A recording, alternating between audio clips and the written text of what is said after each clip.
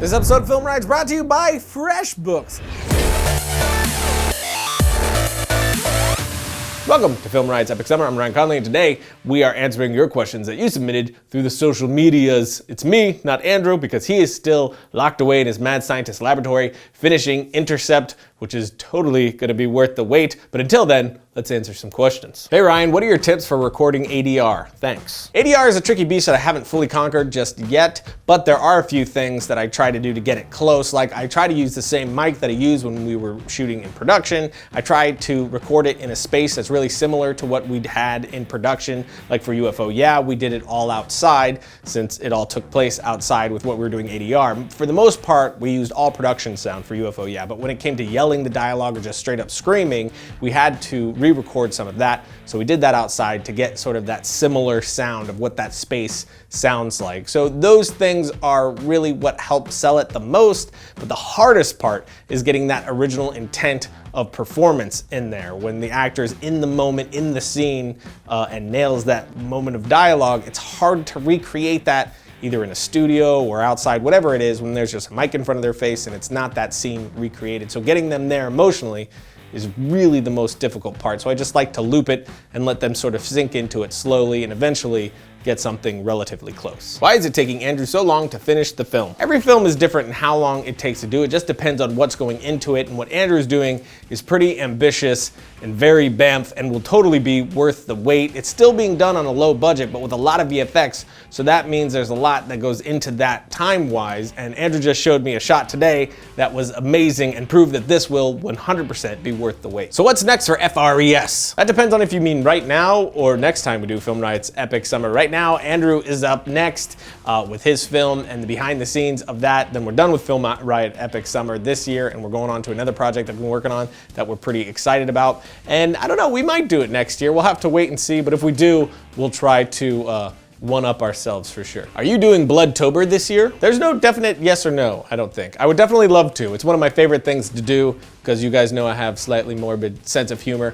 So hopefully we will be doing Blood Tober. We do have some ideas already, so as long as it works out, we will be bringing it back, so fingers crossed. What was the hardest challenge in making the film? I would assume we're talking about UFO Yeah. I would think probably production schedule was the hardest part. It was pretty tight because we had that other Canon project happening the same time we were doing the film, plus Film Riot happening the same time we were shooting the film. So definitely getting everything that we needed in the moment done was the hardest part. What made that even more difficult was all of the roadblocks that ended up coming in our way, throwing out all the plans I had. So I started with a plan A and I landed on like a plan E or F, where usually I'm shooting my plan B, C at worst. It was always a matter of throwing everything that I had out and coming up with a new plan to be able to at least tell the story. At one point, I thought we were only gonna be able to cut together a trailer, but there was no way that we were finishing this film.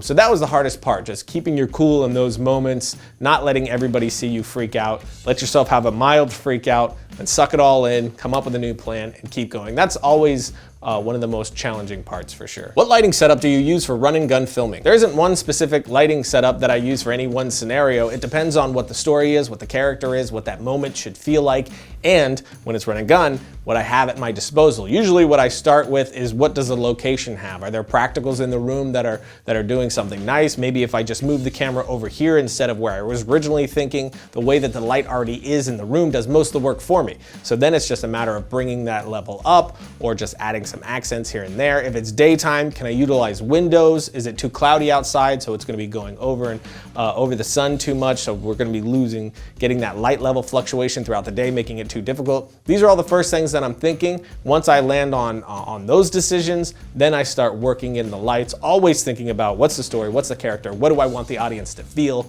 and base it around that. When directing a scene, what do you look for in the shot? And how do you know when you've got it? I usually work all that out in pre-production, exactly what I want my shots to be on the day. Maybe not necessarily detailed framing, where the camera will be and all that, but more of a conceptual, emotional stance on what I want it to be doing, or what sort of information I want to be relaying to my audience in this moment or in this scene. So it all depends on those things. I'm always approaching it from a character, story, and emotional standpoint, emotional for the audience, so I can get them in the shoes of this moment as much as I possibly can, whether it's as that third party or in the shoes of the character itself. So it always depends. There's never one for instance. But on a technical level, I'm always looking for some kind of depth. How can I make this feel more alive and not like we're just up against a blank wall or on a set? How can I make it feel like we're really in a three-dimensional space, living, breathing in this moment, which usually has a lot to do with foreground, midground, background, different colors, contrast, things like that. So on a technical level, that's always what I'm thinking, but as far as how the camera is moving,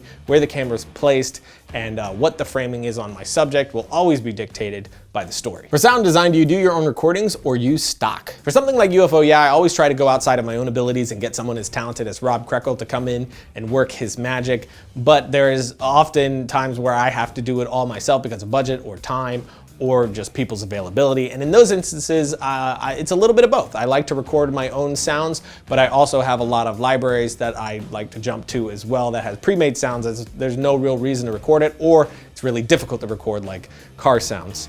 And of course we have our sounds on our store as well, but there's a project we got coming out in July that while we were on location, whenever I had a free second, while maybe the cast and crew was taking a break or between shots, I would grab an audio recorder and mic and go record as much on location sound as possible.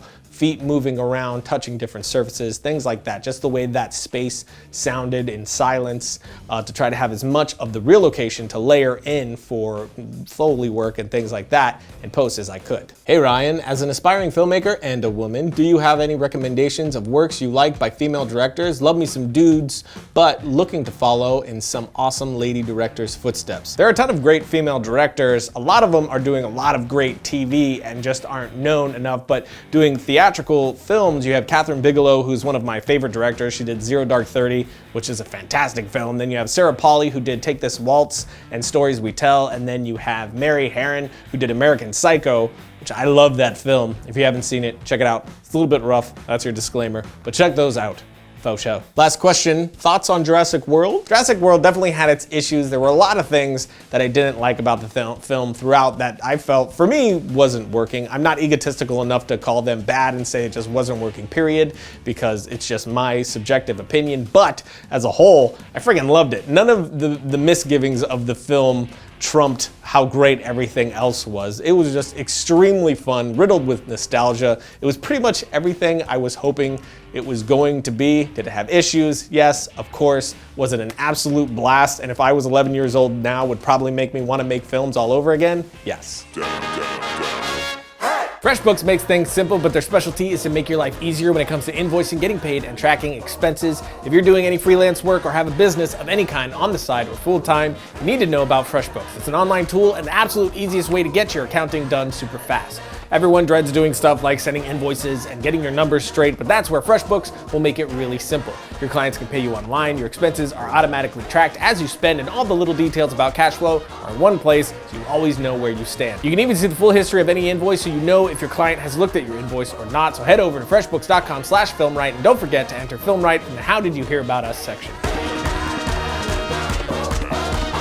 So that's it for today. As I was saying before, Andrew's film is coming very soon and will be 100% worth the wait. If you want to check out the other short films that were involved with Film Right's Epic Summer, check out the notes section below, and we'll see you guys next time.